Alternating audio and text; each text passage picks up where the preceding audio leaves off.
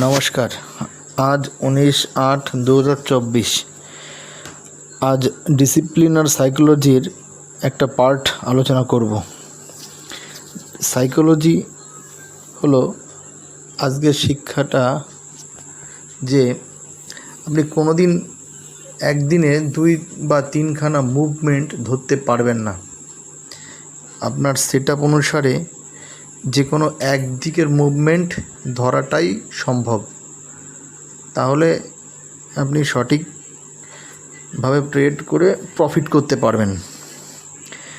Market বেশিরভাগের লোকের যা ভিউ থাকে, যেমন এখানে আমার উপর দিকে ভিউ ছিল, কিন্তু মার্কেট আজ নিচের দিকে মুভ করেছে।